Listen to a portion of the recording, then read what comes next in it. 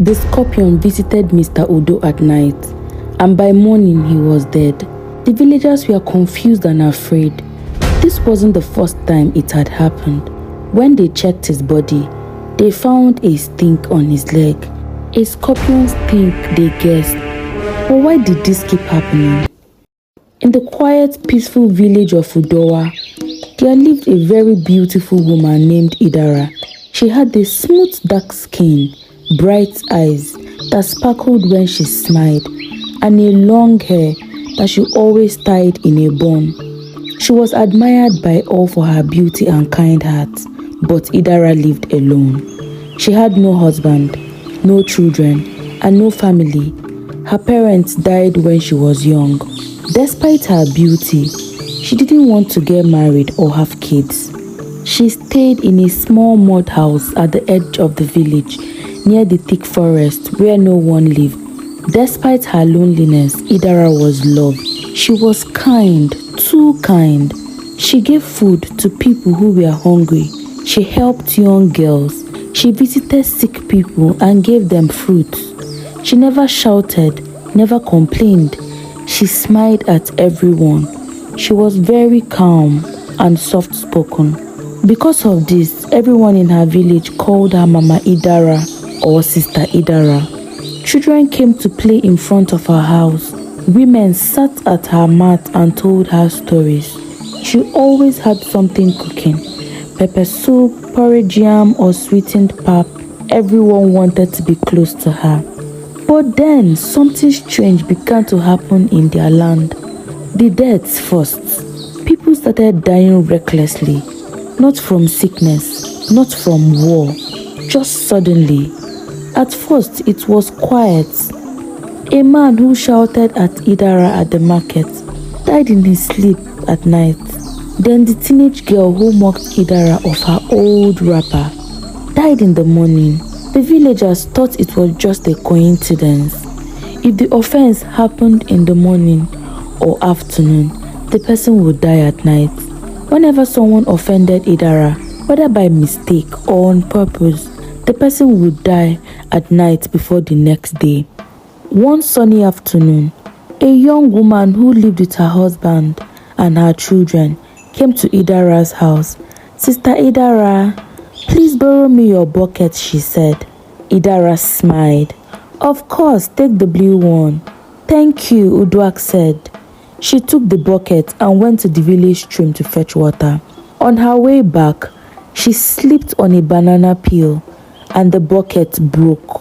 She was worried. She returned to Idara's house with a face of shame and concern. "Sister Idara, I am so sorry," she said. "I broke your bucket by mistake. By tomorrow, I would go to the market and get you a new one." But Idara smiled and said, "Don't worry, Uduak, it's just a bucket. You didn't mean to break it, I totally understand." Uduak sighed in relief. "Thank you, Idara. God bless you for your kind heart." She hugged her and she left for her house. When the night fell and the moon rose, Idara's smile faded. Her eyes turned to red. Her bones cracked and shifted. Her arms turned into legs, and her soft skin into a hard shell. She became a big black scorpion. While Uduak slept peacefully in her hut, the scorpion came. She crawled on the floor with sharp claws. Her tail raised and ready. She stinked Uduak, and by morning, Uduak was dead. People came and cried. Idara came with yams and palm oil. "Ah, Uduak, my only friend," she wailed. People gathered her and began to console her, but no one ever suspected her because she always showed up to cry, and her face was too innocent and too beautiful, and of course she was too kind. 2 weeks later, a woman visited Idara with her 5-year-old son. They chatted and laughed. Idara was making pepper soup in her black pot. The little boy was playing the ball, so he ran too close to the fire and mistakenly kicked the pot. The soup spilled. The pot rolled on the floor. The boy began to cry. His mother rushed him to beat him, but Idara stopped her. Idara carried the boy in her arm. He's just a child. It is just soup. Don't worry, I'll make another one, please. My baby, stop crying, Idara said. You are fine, don't worry, mommy won't beat you. The boy smiled and continued playing. The woman was amazed by Idara. Idara, she said, you are too kind. I wish we were all like you. This world would have been a better place to live in. That night, the boy slept and never woke up. People said maybe he was sick, or maybe it was even a spiritual attack. Idara was at the boy's compound and she cried the loudest. She cooked food for the mourning family. She hugged the mother and said, this world is cruel, oh. Only God knows why. This boy that was playing in my house just a few hours ago, now no more. Oh God, cleanse our land. People believed her. After all, how can such a beautiful, kind woman do such a thing? Slowly, fear crept into the village. They sent for the chief priest of the next village, a man known for revealing secrets and dealing with spirits. He came with his cowries, a goat, and some items. They all gathered under the tall Iroko tree in the village square, and most people were there. He threw the cowries on the floor. The air tightened. Everyone was tensed. After some time, he raised his head. Someone in this village is pretending. Her smiles is not real. Her kindness is a lie. Her entire existence is a lie.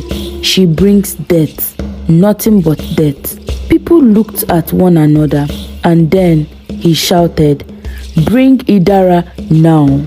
Gasps filled the air. Idara. They looked around, but she wasn't there. Some men ran to her house. On getting there, Idara was gone. Her house was empty. Her mat was folded. Her cooking pot was missing. She had escaped in the night. The villagers were worried and scared.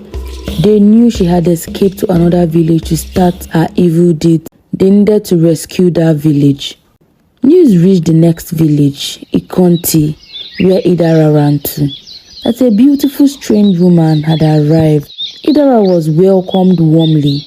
The women loved her. The men admired her. She joined them in farming. She cooked for them, and she smiled so warmly. But soon, people began to die. Children, women, men. The people of Udowa heard of it. They gathered a small group and marched to Ikonti. They told the elders everything that had happened in their land. She's not who she says she is, they warned. She killed our people. The elders of Ikonti were scared. How can such a beautiful woman do such atrocities? They called the same chief priest again. That evening, they all gathered under the tree again in the village square. This time, Idara was caught with force. She wasn't fast enough to run. She was brought to the village square. She wore white cloth. Her hair was tied. She smiled calmly. "Me?" she asked. "I am just a poor woman with no family. Why would I harm anyone?" The chief priest didn't speak. He poured white chalk around her. He dropped black powder. He threw the cowries again. The sky darkened. Idara began to shake. Her arm twisted. Her legs cracked. Her skin hardened. Her eyes turned red. In front of everyone, she turned into a giant scorpion. The villagers were terrified. She tried to run, but the white powder trapped her. The chief priest lifted his rod and shouted words in a language only the spirits understood. "Idara," the chief priest shouted, "you used your beauty to lie and kill innocent people, but your time has ended." She tried to escape, but was trapped in the cycle that was drawn by the chief priest. Idara turned into an old woman, drained of all her strength. She suddenly went blind. The chief priest assured the village that her powers are stripped and she can no longer do any evil. She was banished from the village of Ikonti and she wandered everywhere blind. She fell sick. In a few days, she died because there was no one to cater and help her. No one else died mysteriously after that. The village of Ikonti and Udowa built a small shrine near the bush. They placed a wooden scorpion there and poured palm oil every day to nullify it. They told their children the story. Not everyone whose smile is good. Not every sweet voice means peace. And they never forgot the woman who laughed in the day and killed in the night. Thank you for watching. Please subscribe to my YouTube channel. Like, follow, share, and comment. See you in my next video.